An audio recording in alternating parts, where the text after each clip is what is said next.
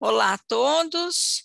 Hoje, dia 9 de agosto de 2022, estamos em mais um fórum de discussões no ciclo gravídico puerperal e neonatal. E hoje nossa convidada, a professora doutora Jaqueline Leite, terá como tema da sua aula indução de parto e atuação da equipe multiprofissional. Vou deixar para ela se apresentar. Muito obrigada pela sua disponibilidade de estar conosco, trazendo um tema tão emblemático para a nossa assistência, para a questão das mulheres e das crianças. Seja muito bem-vinda, a palavra é sua. Olá, boa tarde a vocês.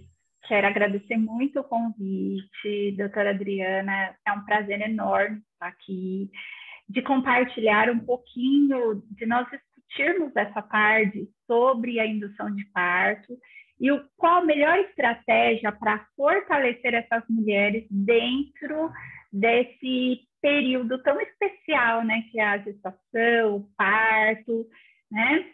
E é um prazer maravilhoso estar aqui mais uma vez com vocês. Eu vou compartilhar minha tela, aí eu me apresento para vocês. Por que o tema da aula é indução pós-parto na atuação da equipe multiprofissional? Porque apesar, né, de nós termos uma equipe grande, né, cada um tem seu papel e sua importância dentro desse cenário. Então, nós temos a ação do médico, do enfermeiro, do fisioterapeuta, da doula, do técnico de enfermagem, do próprio anestesista dentro desse cenário. Então, nós temos várias pessoas dentro desse a pequena participação da vida dessa mulher num momento tão especial. Então, se cada um fizer seu papel brilhantemente, nós vamos ter o sucesso dessa indução. Bom, para quem não me conhece, eu sou enfermeira, sou especialista em enfermagem obstétrica, eu sou da estética também, fiz mestrado na Universidade de São Paulo, agora eu comecei meu doutorado e trabalho como docente na Universidade de Santo Amaro e sou coordenadora da pós-graduação.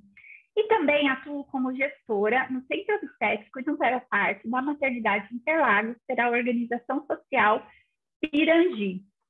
É uma nova organização que está muito no interior de São Paulo e aqui está começando a atuar na capital.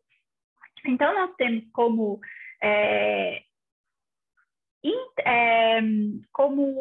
perspectiva trazer uma nova assistência, um novo modelo de assistência, principalmente se tratando da mulher no ciclo gravídico puerperal, tá? Então, por que nós estamos falando de indução nesse momento, né? Então, nós estamos hoje com uma forte atuação do parto normal desse cenário. Então, tanto nas mulheres que estão procurando parto normal no sistema público como no sistema privado, elas querem um parto respeitoso, um parto normal que te dê a chance de compartilhar as informações da equipe com a sua família, né? Então, há um período atrás, antes da pandemia, teve o projeto Apsion. O Apsion, ele veio para fortalecer a qualidade da assistência ao parto e trabalhando para que essa mulher tivesse uma assistência adequada, respeitosa, tanto no sistema público como no sistema suplementar. E esse projeto, ele veio treinar as enfermeiras obstetras, os médicos obstetras, as obstetrizes, a equipe como um todo, de maneira teórico-prática, para que eles fossem os multiplicadores para os hospitais que tivessem esse cenário de assistência ao parto. E também, quando nós falamos só na assistência ao parto, isso, lógico, ele fortalece o parto normal, mas ele não deixa de ter a cesariana aí também como uma estratégia para quando aquele parto não tem viabilidade de ser normal. E nós também trabalhamos dentro desse projeto a mortalidade materna, a mortalidade neonatal, o planejamento reprodutivo, os novos modelos de assistência ao parto, violência sexual e atenção humanizada ao aborto.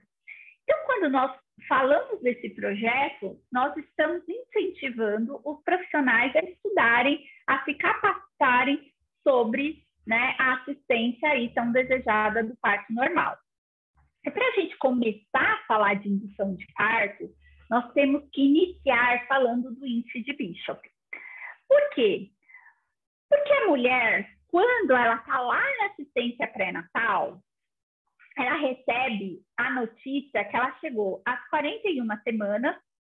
Hoje, a gente sabe que a literatura, essa mulher, ela pode aguardar até 42 semanas, mas ela passa a maioria por conta de erro de data, por ultrassom tardio, né?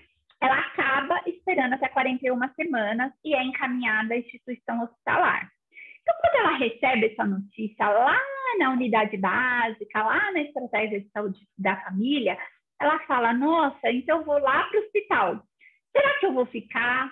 Será que eu não vou? O que vão fazer comigo? Então, nós temos também que pensar como que essa mulher, né, vai ser recebida dentro dessa instituição hospitalar e qual que vai ser o futuro dela dentro desse cenário. Bom, então imagina vocês, se eu falasse para vocês aqui agora, né? Olha, nesse momento nós vamos ficar até 11 horas da noite, todo mundo aqui conectado no Zoom. Muitos de vocês vão falar, eu não posso, eu tenho um compromisso, é muito tarde, eu tenho que buscar meu filho na escola, enfim, vários fatores. Então, nós temos que entender que a nossa mulher também ela tem planejamento da vida dela, compromisso, ela tem que buscar o filho na escola, e aí ela chega no hospital e ela recebe a notícia que ela vai ter que ficar e vai começar a indução de parto, né? Então, para ela, essa notícia é também algo inesperado. Muitas vezes ela não está preparada, nem psicologicamente, não trouxe a roupinha que ela tão sonhada para o bebê. Essa informação da indução de parto, ela tem que ser muito bem conectada com a assistência primária, né? Lá com a unidade básica. Então, vamos lá. Eu tenho que já falar naquele curso de gestante, naquela orientação da consulta de pré-natal, que pode haver a possibilidade dela induzir, que é um processo demorado, porque ela já vai sabendo que seja necessária a indução, né? E como que é essa indução? O que vai ser feito, né? Então, primeira coisa, nós temos que preparar melhor nossas mulheres e nós precisamos da ajuda de vocês aí da atenção básica, né? Muito. Porque aí ela já chega aqui mais preparada e mesmo assim nós vamos explicar. E primeira coisa que o profissional vai avaliar, nós profissionais, enfermeiros e médicos, vamos avaliar o índice de Bishop. O que é esse índice de Bishop? É a característica do colo e da apresentação que nós vamos dar uma pontuação para ele. Você pode tanto utilizar essa tabela que está aí na sua telinha, ou você pode usar um aplicativo, né? Porque o aplicativo também vai te dar essa pontuação toda somada, que isso vai ajudar você, a sua decisão, ou, no caso do enfermeiro, a discussão com o médico na hora de pensar, vamos conduzir ou induzir esse parto, tá? Então, o índice de Bishop é um dos fatores preditivos que estabelece o critério clínico cervical que identifica a altura fetal em relação à bacia materna, a prévia da efetividade das contrações, isso decide, tá? Então, aí como está na sua tabelinha, menor que 6 é indicativo de amadurecimento cervical. Esse amadurecimento cervical, você preparar esse colo para começar a dilatação, tá? Eu sempre uso para paciente aquela palavrinha, tudo que é mais mole é mais fácil de abrir. Então, esse amadurecimento cervical, essa preparação cervical, ela é ideal para que haja a dilatação. Entre 7 e 8, depende do caso, né?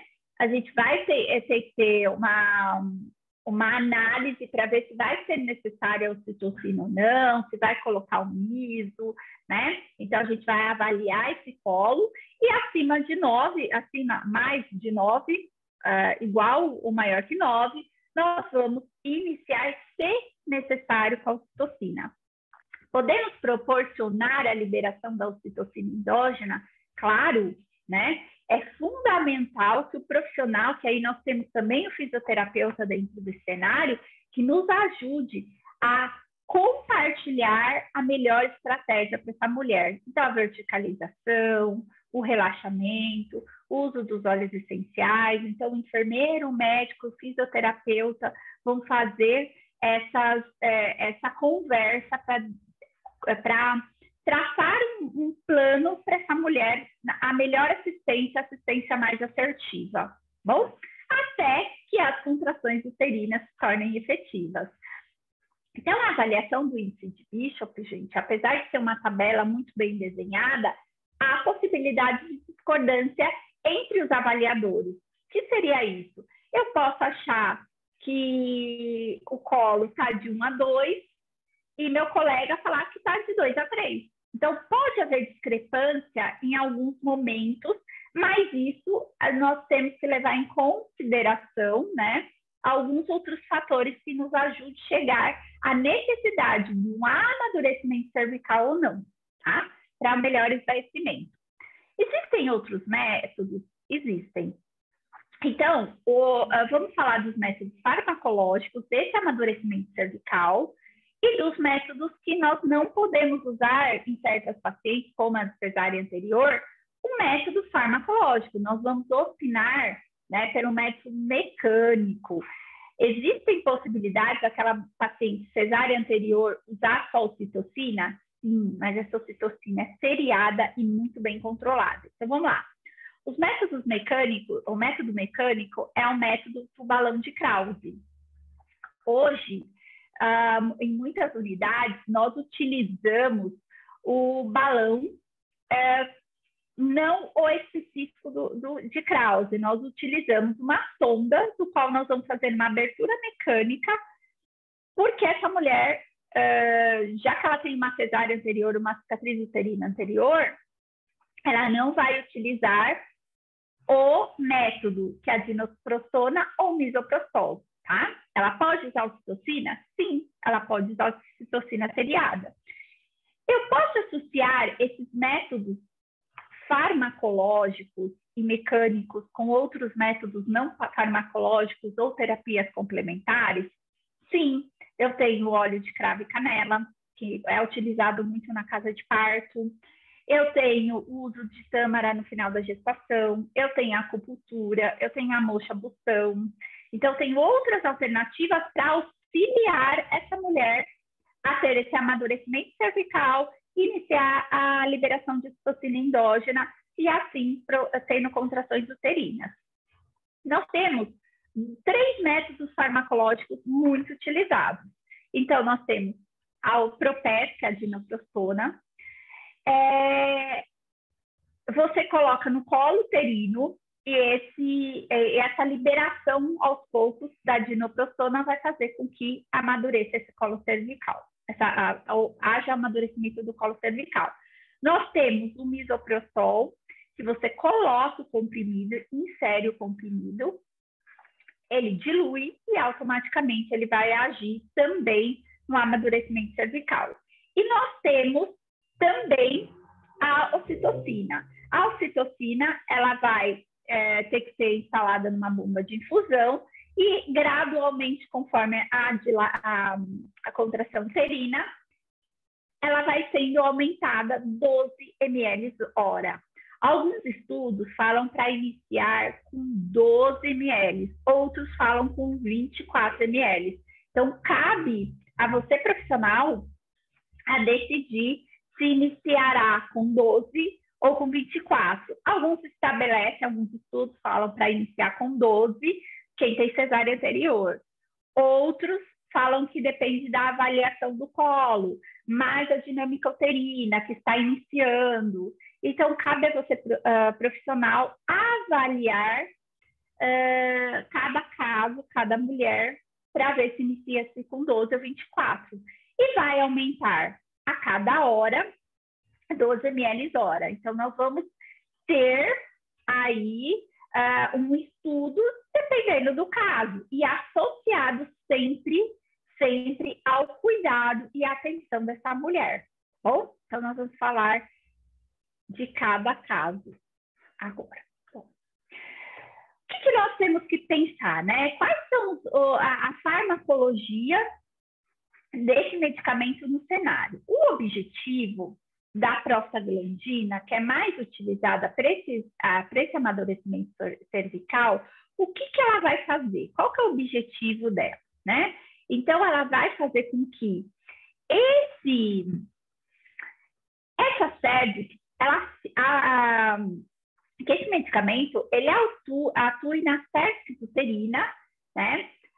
Auxiliando na matriz extracelular, ou seja, as fibras do colágeno vão ter um aumento de ácido hialurônico, aumentando, né, esse conteúdo na célula, né? Esse conteúdo de água, deixando essas fibras mais moles para que ela consiga ter a dilatação. Com isso, o músculo liso, que é o músculo o músculo uterino, né, essa musculatura lisa, facilita essa dilatação e, ao mesmo tempo, que permite o acréscimo de cálcio intracelular, promovendo uma contração uterina inicialmente eficaz e suave. Então, essa mulher, ela vai ter contração uterina? Vai, mas de uma maneira leve, de uma maneira suportável. Por isso que falam que a cada 6 horas, nós temos que reavaliar, não só através do toque, tá? Mas também através da dinâmica uterina, né? Então, nós vamos avaliar. Então, nós vamos fazer uma correlação, profissionais que estão assistindo essa mulher, para, se é necessário, continuar a colocação, por exemplo, desse comprimido ou não, tá? Então, todos esses mecanismos permitem o esvaziamento e a dilatação cervical concomitante e vamos controlar essa dinâmica uterina.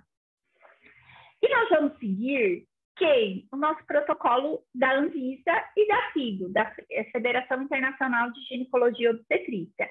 Qual que é esse protocolo, tá? Que você vai colocar um comprimido de misoprostol de 25 microgramas a cada 6 horas, tá? Gente, eu estou falando a cada 6 horas, não é a cada 7 horas, 8 horas. Então, eu vou criar, junto com vocês, dar algumas dicas da melhor estratégia para a colocação desse comprimido, para que haja uma segurança e eficácia dentro desse processo. Então, eu tenho que me planejar para que esse comprimido, se minha opção for o misoprostol, de utilizar exatamente a cada 6 horas, tá? Então, eu preciso de várias estratégias que eu tenho que alinhar com a minha equipe para que esse comprimido seja colocado no horário correto, tá bom? Por que a gente pensa no comprimido? Tá? Não é propaganda, não tem nenhum conflito de interesse. O que nós temos que pensar é o custo financeiro também, tá? Desse comprimido. Esse comprimido, ele é viável, ele está disponível no sistema público. Então, o misoprostol, ele é um análogo sintético da prostaglandina E1. Então, a sua concentração administrada via vaginal, ele vai alcançar o seu pico máximo em 60 minutos, que pode variar, né? Desculpa, eu falei 60, mas de 60 a 120, e declinando gradualmente nas próximas horas. Eu quero que vocês prestem atenção nesses 60 minutos. Por quê? Porque ele é muito importante para a avaliação do bem-estar fetal, tá? O que é essa avaliação do bem-estar fetal? você está administrando um medicamento e eu preciso ter certeza que no pico plasmático o meu bebê respondeu positivamente a essa medicação, tá? Então, eu preciso ter um registro, eu preciso trabalhar, documentar todas essas informações. Então, nós vamos pensar, quando eu falo de pico plasmático, eu também tenho que pensar na resposta desse medicamento dentro desse cenário da indução. Então, hoje, nós vamos pensar nos estudos, né, que nós temos aí em desenvolvimento, mas fora um novo manual, né, que está indicando aí no futuro, nós pensarmos em reduzir esse tempo para 4 em 4 horas, mas hoje nós pensamos no misoprostol de 6 em 6 horas como segurança na administração desse comprimido, tá?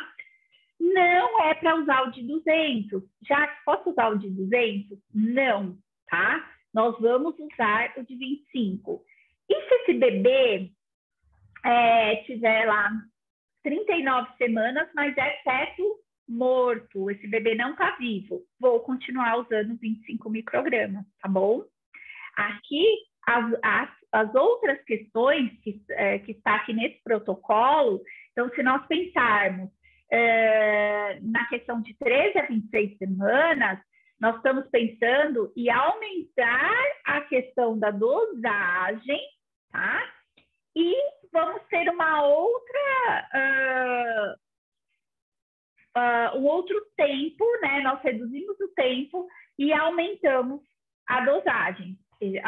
Então, por exemplo, como está escrito aqui, não sei se dá para ver na minha setinha, morte fetal, 200 microgramas via vaginal a cada 4 ou 6 horas. Então, depende da idade gestacional.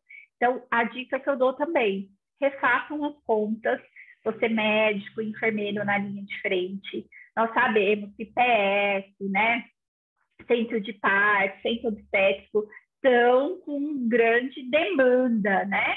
Então, vamos pensar também aí, né, de refazer essa conta para pensar nas dosagens, tá? É só uma dica que eu dou, porque a gente, quando analisa o prontuário, a gente vê algumas inconsistências, né, ao longo da minha vida profissional. Então, a gente vai, eu reforço sempre isso para todos os meus alunos, para todos os profissionais que estão comigo, em relação para a gente refazer essa conta, porque pode dar erro. Mas acima de 26 semanas, não tem erro, vamos pensar aí na dosagem, principalmente a gente pensar em termo, tá? 25 microgramas. Lembrar que um detalhe que feto morto, que é no caso do óbito fetal, nós temos aí uma questão muito, muito frágil, né? Que essa mulher, ela está abalada emocionalmente, ela precisa também aí da nossa colega psicóloga, da assistente social, para nos dar apoio dentro desse cenário. Então, isso é muito importante para que haja liberação da ocitocina endógena também dentro desse processo, tá? Outra questão muito importante é a cardiotocografia. Então, esse exame nós instalamos antes, tá? Antes da decisão de induzir ou não e de continuar a indução ou não. Então, é importante que esse exame esteja instalado e documentado. Então, vamos pensar, o médico tem que laudar, então esse exame tem que ser laudado, tá? E o enfermeiro tem que descrever esse exame, tá? Isso é muito importante. O enfermeiro generalista, ele tem que ter um treinamento com a capacitação. O enfermeiro obstetra, ele já tem essa expertise, tem que registrar em prontuário a descrição desse exame. E o médico tem que laudar esse exame. É importante, só fazer um outro parênteses, que os papéis hoje dos exames de cardiotocografia são termosensíveis e com o tempo essa linha ela se desfaz. Ele fica um exame, um papel sem o traçado. Então é importante os hospitais providenciarem xerox desses exames e anexar o laudo, porque se alguma paciente, porventura, em algum momento ela quiser a xerox desse prontuário, esse exame está intacto, tá bom?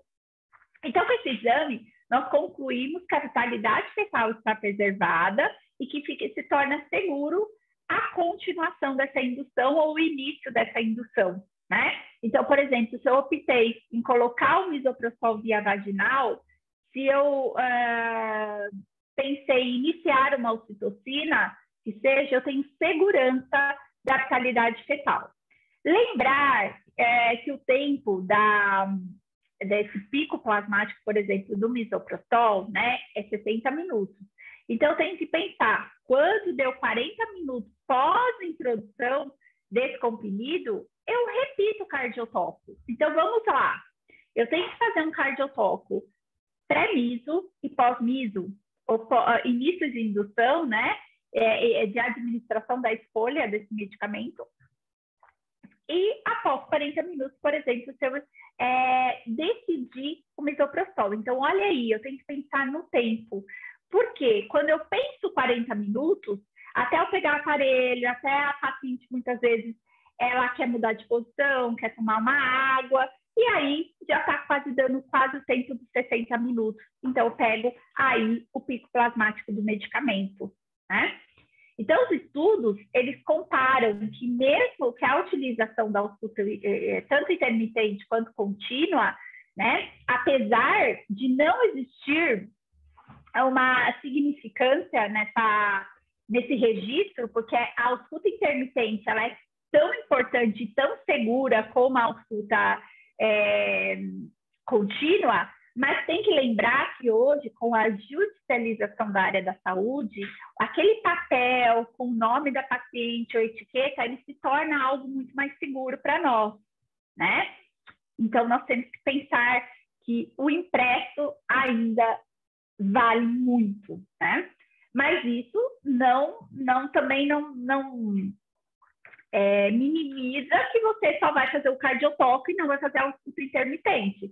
Então, o cardiotoco, vamos relembrar, eu faço antes de iniciar a indução, né? Eu faço após 40 minutos da administração. Posteriormente, eu continuo fazendo a ausculta intermitente até a próxima hora que eu decidi, por exemplo, se for misoprostol, de colocar um novo comprimido. Então, eu faço uma nova avaliação do índice de Bishop, discuto com a equipe multidisciplinar, é importante isso, decidimos a conduta mais assertiva, instalo o exame de cardiotoco, vitalidade fetal preservada, por exemplo, administro o próximo comprimido e refaço o exame de vitalidade fetal preservada, inicia a verticalização, assistência humanizada, né, com a ajuda do fisioterapeuta aí, né, da doula, dentro desse cenário. Então, nós promovemos um parto, né, um trabalho de parto muito mais respeitoso. Só relembrando, né, o cardiotoco, a avaliação ela é importante. Então, o que eu tenho que avaliar? É só passar um pincel, gente, mas eu tenho certeza que todos vocês sabem, né? Então, a gente avalia a linha de base, né? A aceleração transitória que está presente ou ausente, mas lembrar que os estudos falam que a aceleração transitória, ela, mesmo não estando presente, mas tem uma boa variabilidade, ela é aceita. Variabilidade, né? Se está ausente, diminuída, moderada ou acentuada. Depois nós vamos para a segunda banda e nós vamos avaliar a contração e a movimentação fetal. Se houver desaceleração, reavaliar esse caso, discutir em equipe para ver se vale a pena ou não. Então, você avaliou o índice de Bishop, avaliou a vitalidade fetal para continuar ou iniciar esse processo, tá bom?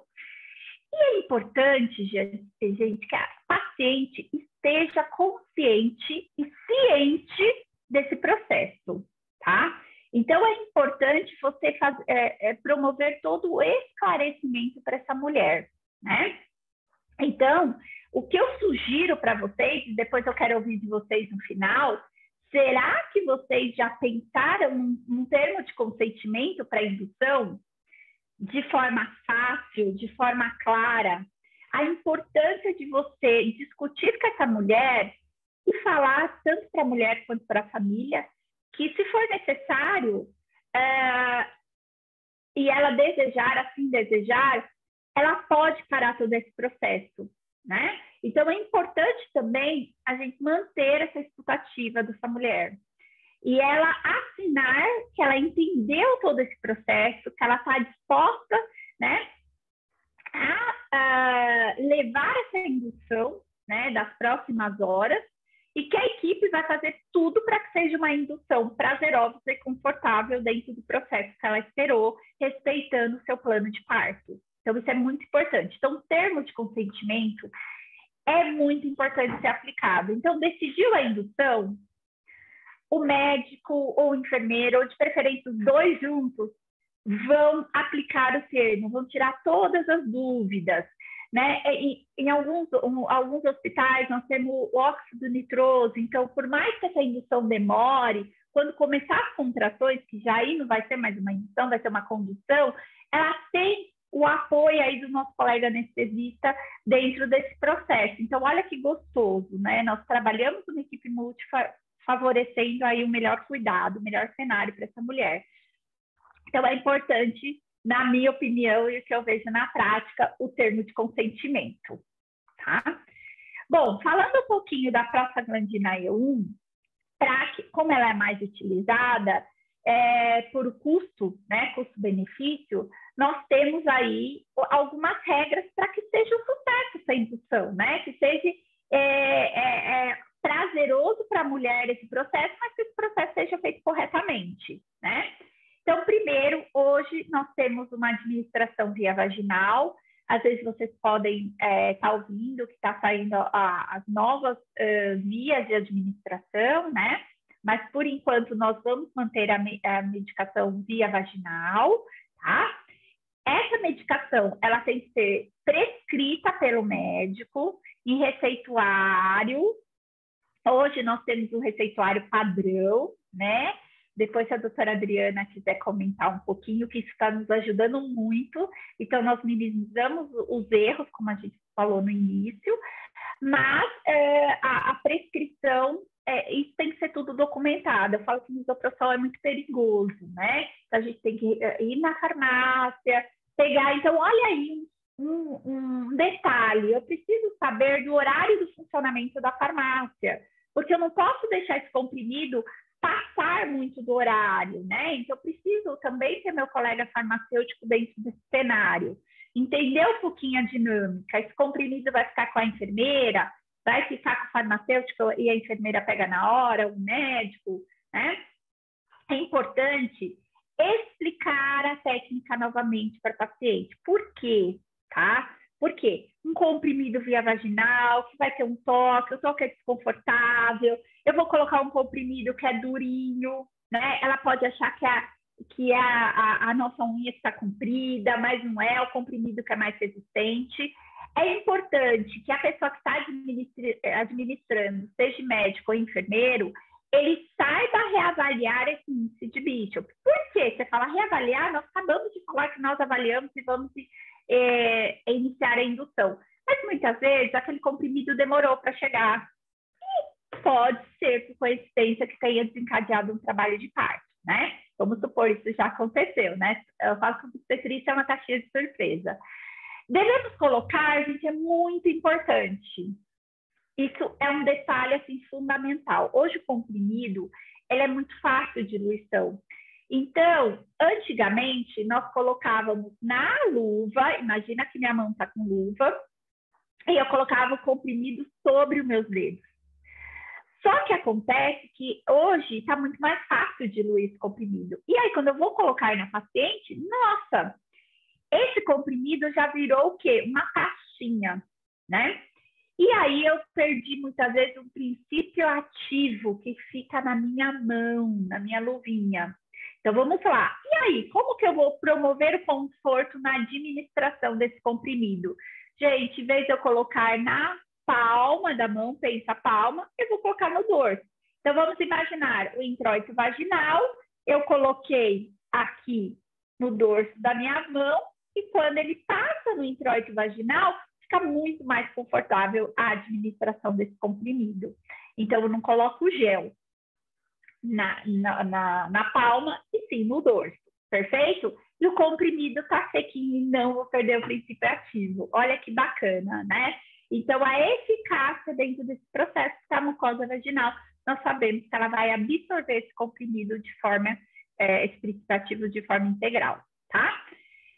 Lembrar que vaselina, gente, jamais. Vaselina, por favor, gente, todos que estão aqui presentes, tira essa vaselina desse processo de assistência ao parto. Quem está na unidade básica, por favor, porque a vaselina, ela é um ácido graxo. E às vezes vocês examinam da unidade básica, a gente examina aqui no hospital e ainda tem vaselina, né, nessa mulher em cápsulo comprimido, ou seja, não vai ter eficácia, tá? Então, a gente trabalhando aí com detalhes, tá? Eu deixo, geralmente, a mulher descansando de 20 a 40 minutos e depois ela pode andar, né, fazer exercício, caminhar, dependendo do horário também. Se for à noite, gente, vale a pena ela dormir, né? Ela descansar esse período. Descansar também é importante, tá bom? Eu acho que eu falei tudo desse slide. O gel seria ideal, gel à base de água, não gel azul de cardioversor, tá? Porque além de ele ter um custo maior, ele não faz diferença nenhuma, então é melhor a gente usar o gel de ultrassom, gel à base de água. Bom, e aí tem algumas contraindicações absolutas e relativas que nós vamos observar na anamnese. Então, olha a importância daí, né? Você fazer uma boa anamnese nessa sua paciente. Jaque, mas o médico que eu trabalho é super criterioso. Também você, enfermeira, seja super criteriosa. Por quê? Nós estamos na linha diferente e nós temos que pensar que nós somos um time, uma equipe. E se um esqueceu, o outro lembra. Então, a gente compartilha as informações, porque isso já aconteceu comigo, gente. Eu falo que é importante, isso já aconteceu comigo. Uma paciente, ela omitiu que ela tinha 2 cesáreas anteriores. Ela falou que ela era primigesta. E ela tinha um abdômenzinho avental, e isso dificultou, né, na anamnese inicial. Não foi bem observada, tanto por meu colega como por mim, tá? Eu não vou eximir minha culpa, não. E depois nós inserimos o comprimido numa cesárea anterior. Então, olha aí o perigo, né? E aí depois a mulher contou que ela já tinha 2 cesáreas anteriores, mas que ela não queria que o marido soubesse. Então, só para dar um exemplo, como isso pode acontecer. Então, é importante que vocês, né, time aí da linha de frente, a gente consiga observar. Lembrar as contraindicações absolutas, como eu falei, né, cesárea anterior ou cicatriz uterina anterior, alergia à prostaglandina, particularmente eu nunca vi, mas pode, né, existir, como está na bula, disfunções hepáticas severas, coagulopatias e uso de anticoagulante. As contraindicações relativas são a grande multiparidade, gravidez gemelar, né, porque aí nós temos que pensar, polidrâmino por conta do risco da embolia do líquido amniótico, né, a gente tem que pensar bem, né, induzir essa paciente. E é sempre uma grande pergunta, a paciente asmática, né, que pode usar ou não, né, o misoprostol, a prostaglandina E1. Nós temos que pensar, né, se ela tiver com essa asma controlada, né, avaliar se não há broncoespasmo, né, tá tudo bem, pode fazer o uso, tá? Bom, e você, enfermeiro, você precisa colocar tudo isso dentro da evolução de enfermagem? Sim, né? Então, você médico avaliou, você enfermeira avaliou, e é importante, gente, documentar tudo isso. Ou você tenha a fase latente, que vai controlar esse BCF, tem a fase e a fase da evolução, né? A fase não, o papel da evolução, tanto médica quanto de enfermagem. Ou pode ter uma opção de serviço, ter uma evolução multidisciplinar, mas que haja, né? Que haja essa evolução no prontuário da paciente. E lembra que como a mudança muito rápida, né, dos parâmetros, nós temos sempre que estar registrando, tá bom? Bom, o enfermeiro, é importante, ele, após realizar a introdução do medicamento, que ele descreva, se você não tem um papel específico para descrição da vitalidade fetal, tanto intermitente quanto a contínua, com a cardiotocografia, é importante, se vocês quiserem, eu disponibilizo o carimbo que eu criei. Esse carimbo faz com que facilite a nomenclatura para todos os enfermeiros e os médicos, o laudo, tá bom? Isso é importante que seja registrado. Então, nessa evolução de enfermagem, tem que estar a cardiotocografia, os exames intermitentes, a avaliação do índice de Bishop, a dilatação, plano de Deli, o esvaecimento, a integridade das bolsas, se rompeu bolsa após a administração do comprimido, vamos supor, 2 horas depois, tem que estar registrado e compartilhada, muito importante, essa informação com um acompanhante e registrar que foi orientado, que o acompanhante está ciente da evolução. Não esquecer de checar a prescrição medicamentosa, ou seja, a prescrição médica da administração desse medicamento. E o enfermeiro obstetra, ele deve também observar e orientar a sua equipe técnica sobre os efeitos adversos. Isso é muito importante, gente, registrar e comunicar, compartilhar com a equipe médica. Calafrio, diarreia, vômito, taxistolia, hiperestimulação, hipertonia, ou até mesmo rompeu a bolsa e estava em um líquido marrom. Então, a eliminação de mecônio, o enfermeiro confirma e compartilha com a equipe médica. Então, ficar atento a esses efeitos adversos, tá bom? Por que eu tenho que pensar em tudo isso, em organizar todo o sistema para que a indução dê certo? Porque pode ocorrer falhas, ok? Pode ocorrer falhas, mas eu tenho que pensar. Você, gestor de unidade, pensa, a administração do comprimido foi de forma correta? Você usou vaselina? No seu serviço tem vaselina? O serviço que está sendo encaminhado a esse paciente está usando vaselina, encapsulou o medicamento? Você não administrar o comprimido devido a fatores extrínsecos, por exemplo, a vitalidade fetal não estava preservada e teve que dar uma parada nessa indução, né? E automaticamente ser um parto cesáreo, vamos supor. Ou teve uma resposta negativa fisiológica à prostaglandina. Por quê? Quando eu penso em tudo isso, não, o comprimido foi colocado na hora certa, fizemos tudo correto, né? Mas deu falha de indução. Ou seja, passou 24 horas, então usamos 4 comprimidos de 6 em 6 horas e deu falha de indução. Pelo menos nós fizemos todos os passos a passo corretos, ou todos os passos corretos. Então, isso é importante, tá? Estar documentado. E como que eu vou fazer isso? Eu dou uma ideia para vocês, gestores, que eu faço, né? Sempre fiz. Eu tenho uma planilha das induções. Eu tenho uma planilha daquelas induções que não foi feita, quais houveram falhas, quais o cardiotoco deu não tranquilizador, quais a paciente quis, né, que fosse interrompida essa indução.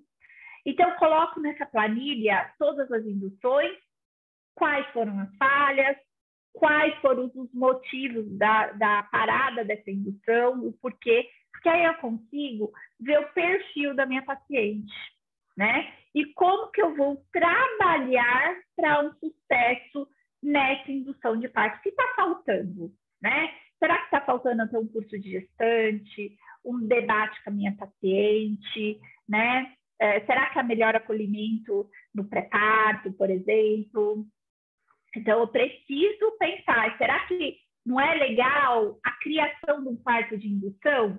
Porque, querendo ou não, gente, elas ficam comparando. Eu entrei às 2 horas, a outra entrou às 4 e já ganhou. mas a outra já estava em trabalho de parto efetivo, não precisou induzir. Então, o gerenciamento, para você ver todos os dados e começar a pensar, então você, gestor, se alguém quiser minha planilha, depois eu compartilho, tá? Ela é bem legal, bem completinha, e você consegue raciocinar e até pensar qual equipe, né? Qual dia da semana, qual equipe você tem que trabalhar mais para que aumente esse seu sucesso na indução, né? Analisar os prontuários da falha de indução, que são poucos. Então, ler aquele prontuário, fazer uma leitura minuciosa e uma análise crítica desse prontuário, para você poder orientar a sua equipe, discutir os gestores de área, então o gestor da médico e o gestor da enfermagem, que atuam no centro obstétrico e no pré-parto, como aqui a gente tem o nome, mas pode ser no centro de parto normal. O que nós podemos fazer para que esse indicador nosso seja mais efetivo e tenha maior sucesso, tá? Vocês podem fazer isso vocês mesmos ou pode pedir ajuda, né, para uma consultoria externa. Mas temos que pensar, achou aquela sua falha ou achou aquele ponto que você tem que melhorar? Roda um PDCA para ver o quanto é importante, né, você, né, a marcação de treinamento, por exemplo, vamos fazer um treinamento online, um treinamento presencial, vamos discutir alguns casos de falha de indução. Então, você pensa e vamos pensar na melhor estratégia, né? Aplicar a melhor estratégia para esses casos, tá bom? Identificar. Então, gente, treinamento, eu acho que é a melhor coisa, né? Essa discussão que a gente está tendo hoje aqui, e com as perguntas de vocês posteriormente, que nós acabamos tendo um olhar muito mais crítico e mudando as nossas práticas dentro do cenário, tá?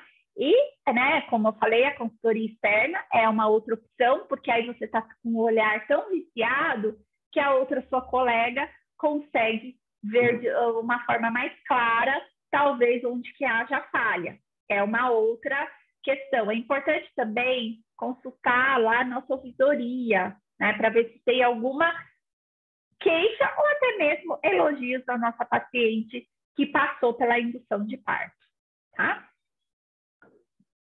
Gente, o que nós temos que pensar, né, em todo esse cenário, em toda essa discussão? Eu sei que eu sempre falo bastante, né, mas nós temos que pensar que qualquer um pode amar uma rosa, mas é preciso grande coração para incluir os espinhos. Então, a indução, gente, não é fácil. É um processo demorado, está fora de casa, né? Está num local que muitas vezes não é tão agradável para ela. E, principalmente nos óbitos fetais, não está numa situação muito confortável.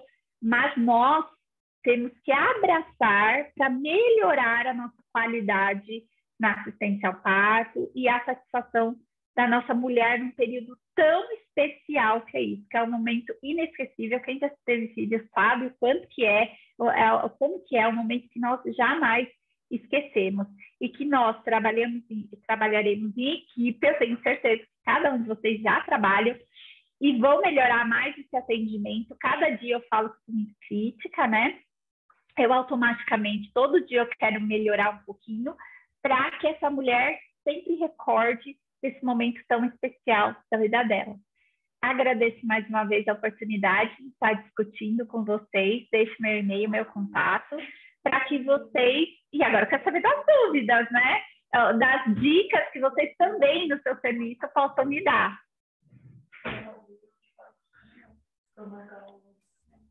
Jaqueline, muito obrigada. Se você puder compartilhar com o pessoal no chat sua planilha, eu acho que é de extrema importância ter um instrumento que eles possam utilizar, como estratégia. É um primeiro passo, né, para começar o monitoramento. E quando você traz a questão, né, de do quanto é importante o gestor acompanhar os processos para trabalhar internamente. Eu gostaria de complementar aí a informação do quanto a gente precisa trabalhar a rede, né? Você trouxe essa questão do pré-natal, então, assim, a mulher tem 3 trimestres lá para ser capacitada, para fazer, ter adesão àquilo que está sendo ofertado, mas muito para entender qual que é o processo, né? Como que será o processo posterior ao seu encaminhamento para a rede assistencial. Então, essa questão de capilarizar a informação, mas de que a gente garanta que a mulher entende aquilo que está sendo ofertado para ela poder decidir, inclusive para não onerar tanto assistência interna nas instituições. O que a gente vê hoje, já que são muitas mulheres que chegam sem preparo, sem orientação, muitas chegam, né, encaminhadas adequadamente, com sua carteirinha pré-natal devidamente preenchida, com todos os exames realizados, enfim, mas a gente tem uma fragilidade aí nessa questão de comunicação, né, no caminhar dela, da atenção primária para a rede assistencial, e quando você traz essa questão que você monitora para entender qual é o nicho que você vai ter que trabalhar internamente, mas ele pode ser externo, talvez esteja ok dentro da sua instituição, mas lá no pré-natal a gente precise discutir mais, fazer mais rodas com essas gestantes, como é que esses grupos têm sido feitos, e aí a gente tem um trabalho aí, para além dos gestores, no estado a gente tem as meninas da saúde da mulher que trabalham muito essas questões técnicas aí para ajuste dos protocolos, então o que você trouxe vem muito a calhar, e na atenção primária a gente tem a equipe que dá esse suporte para a atenção primária com apoiadores, e dentro da instituição a gente ainda tem articuladores de humanização que ajudam essa mediação dos processos. Então, eu acho que isso que você traz, o gestor aliado a esse apoio, aí a gente consegue ampliar. E aí eu insiro aí, a gente tem a questão das vigilâncias, né? Tanto a vigilância sanitária, que trata das questões da ambiência, da estruturação de cada equipamento, tem a vigilância epidemiológica, que traz não só a questão dos dados, mas a questão de saúde mesmo, nua e crua, e o quanto esse trabalho em rede fortalece a assistência da mulher. Queria agradecer demais você, quando você trouxe a questão do misoprostol, nós temos uma nota técnica recém-publicada, nós fizemos ontem a divulgação dela num fórum grande, ela está aí no chat para vocês, infelizmente o site da secretaria está fora do ar por conta do período eleitoral, mas o Leonardo colocou o documento na íntegra para vocês, e ali não fala só da questão do uso do misoprostol, mas fala também das outras coisas que abordam hipertensão e sepse. E coloquei para vocês que tem essa questão, né? Nesta nota tem o receituário que a Jaque falou, tá bom? Para vocês poderem implementar na instituição e fazer um protocolo. Tem a questão das caixas de emergência, que tem esse detalhe que a Jaque falou, né? Quanto tempo essa farmácia funciona, em qual momento eu posso abrir minha caixa, se eu precisar eventualmente, que não for uma emergência hemorrágica, que seja para indução, mas que eu tenha isso previsto dentro da minha instituição. E tem também a nota técnica da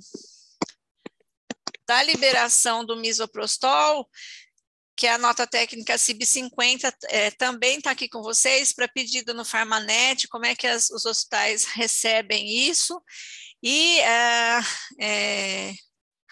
associando aí toda essa questão de indução, a gente tem uma equipe, um time da Hebron, que eles levam a capacitação para hemorragia pós-parto, mas nessa discussão com vocês podem também conversar de indução, porque cabe exatamente no protocolo quando a gente precisa usar o fármaco. Então, vocês podem utilizar esse apoio aí, através das meninas que vocês já sabem muito, tá bom? E aí vou abrir então para as perguntas, fiquem à vontade, a gente tem mais um tempo aí para poder sanar as dúvidas aí com a professora Jaqueline. Obrigado, Adriana. Mas podem perguntar, gente. Eu vou enviar assim, minha planilha, vou mandar a aula, tá bom? Vou mandar a aula que é importante. Se vocês quiserem treinar o time de vocês, mais uma vez, fiquem à vontade de usar meu material. Eu vou mandar para a doutora Adriana e ela passa para cada um de vocês. O termo de consentimento surge através da instituição? Sim, Júlia, eu senti essa necessidade, nós, né? Não vou falar só eu, mas o time inteiro sentiu a necessidade e é justo com a paciente, é respeitoso que ela saiba e que ela compartilhe assinando, né? E que ela saiba também que a qualquer momento isso pode ser parado, cessado, né? Que isso é um querer dela, né? Lembra dos direitos sexuais e reprodutivos, a questão dela também interagir na decisão sobre o próprio corpo. Se vocês, eu vou pedir autorização para o hospital, se a doutora Rita autorizar, eu passo o termo de indução que nós construímos com o nosso time de obstetrícia, né, aqui. O termo bem simples, não pode ser nada muito complexo da fala, para que isso seja de fácil compreensão para a paciente.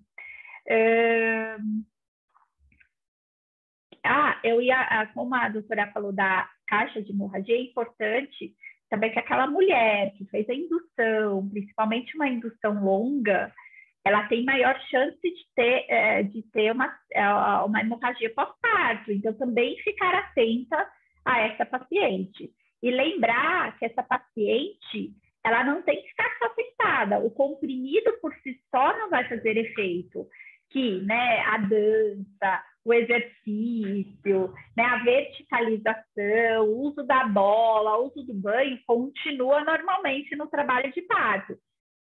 Por isso que aí todo o nosso time tem que estar bem firme em auxiliar essa mulher nesse trabalho de parto, nessa espera, então uma conversa, né? Aquela televisão, a novela que ela gosta de assistir, bate-papo com as outras mulheres também auxilia muito dentro desse processo. Podem fazer perguntas, gente.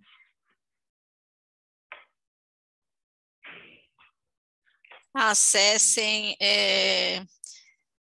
assinem a lista de presença para a gente poder encaminhar o material da aula, a aula gravada, a nota técnica. Coloquei a nota técnica de novo no link, tá?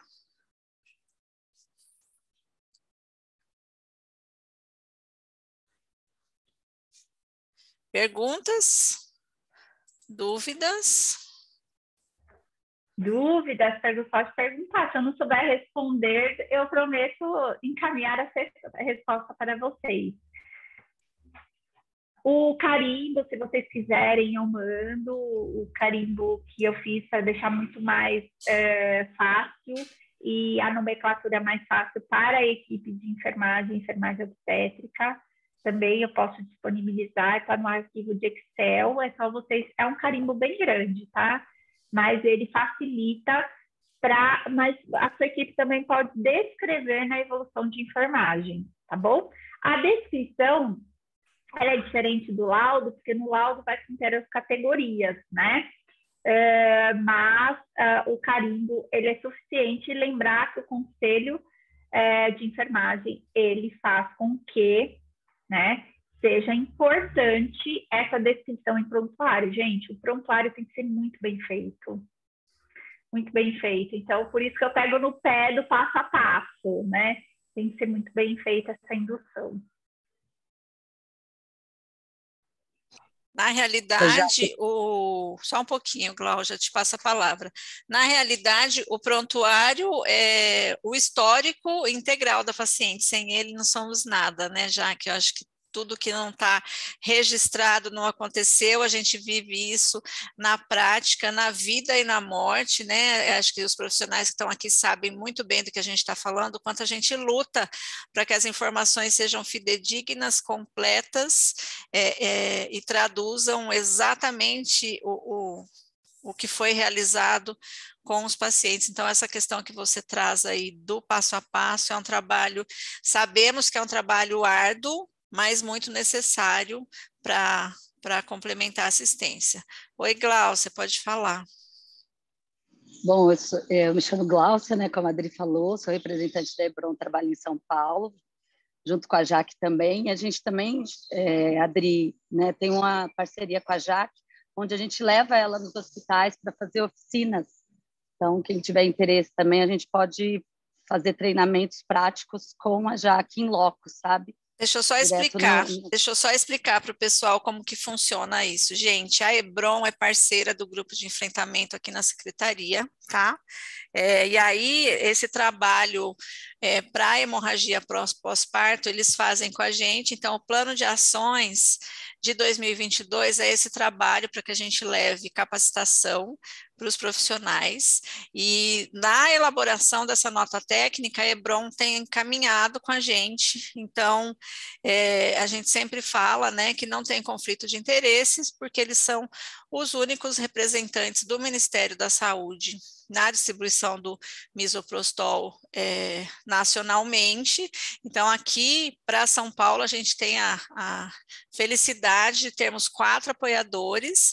Então, mediante a necessidade dos territórios, eles visitam os gestores, e à medida que vocês elaborem um cronograma, eles ficam à disposição para fazer isso sem custo e sem nenhum cunho, nenhum vínculo comercial, tá bom? Só para a gente deixar claro. Então, quando a Glaucia se coloca à disposição, à medida que a gente vai visitando os hospitais e a necessidade de capacitar, atualizar, não só elaborar os protocolos, mas às vezes tem protocolos que precisam ser atualizados, eles ficam à disposição. A gente costuma deixar as meninas da articulação da saúde da mulher como ponte para poder acioná-los. Até falei para a Jaque que a gente vai ter um trabalho no DRS de Sorocaba aí com todos os municípios, mas ainda a gente vai passar para vocês isso, Glaucia. Então, para vocês entenderem que vocês podem acionar os meninos, que não vai ter, que o vínculo é com a Secretaria de Estado, e aí tudo que eles fizerem com o objetivo mesmo da gente qualificar e aprimorar a assistência, levando mais tranquilidade para o nosso dia a dia. Era isso, né, Glau? Era exatamente isso, Dri, para eles contarem para a gente. Somos o único representante, né, do misoprostol, quando se fala de Ministério da Saúde, de entrega, até os hospitais que não recebem, a gente ajuda nesse processo também. A ideia é trabalhar em conjunto. Obrigada, viu? E parabéns, Jaque, pela aula. Então, acho que encerramos as perguntas. Luzia. Tem uma perguntinha. Luzia Ribeiro. Quando o trabalho de parto não evolui, qual o tempo para repetir o ciclo de indução, Jaque? Hoje, pela prática e pelas evidências, né, dá um espaço de 12 horas e repete por mais 24 horas. Então, mais 4 comprimidos. Mas tem que pensar, vale a pena? Né? A mulher está disposta, então nós temos que avaliar tudo isso, né? E aí cabe a você, Luzia, avaliar junto com a equipe multi se isso vale a pena, né? E se essa mulher está disposta também a pensar nela. Eu não sei se eu respondi essa pergunta, Luzia. E só para fechar, né? Então, para você começar a indução de parto no seu hospital, lembrar que você tem que ter o protocolo, o POP muito bem definido, com todas as funções e atribuições de cada um. Se você puder ter um quarto de indução separado, melhor ainda. Você tem que ter o termo de consentimento. Aí eu sugiro essa planilha de gestão para você fazer uma análise e talvez você colocar até na sua recepção um videozinho falando o que é indução de uma forma clara e prática para aquela mulher que está esperando para ser atendida puder, né, olhar e ler sobre isso e entender um pouquinho. né? Eu não sei se ajudei todo esse processo, me coloco à disposição e depois eu vou passar para a Adriana, a doutora Adriana, tudo para ela compartilhar com vocês. Ajudou muito. Queria dizer para a Nari Jales é São José do Rio Preto? Se for, tem um trabalho potente aí sendo feito já com a Bruna da Saúde da Mulher, e eu sugiro que você contem a Jaque. Se você foi para São José, Jaque? Fui, Não foi? Fui Ela está falando, não, ela está falando, não, ela falou que participou. Eu achei que você não sabia, Nari, porque foi bem recente, né, esse trabalho. Não temos mais perguntas, pessoal? Bom, eu vou fazer minhas considerações finais, vou passar a fala para a professora Jaqueline, dizer que este é o segundo encontro que nós temos o prazer de tê-la conosco, fazendo explanação referente ao manejo no ciclo gravídico puerperal e com temas diferentes, né, mas que a gente aborda essa questão aí de como levar não só conceitualmente esses temas, mas como trazer a prática para o nosso contexto, né? Porque quem está no chão da fábrica do cuidado que consegue trazer, né, esse link do conceito com aquilo que é possível fazer.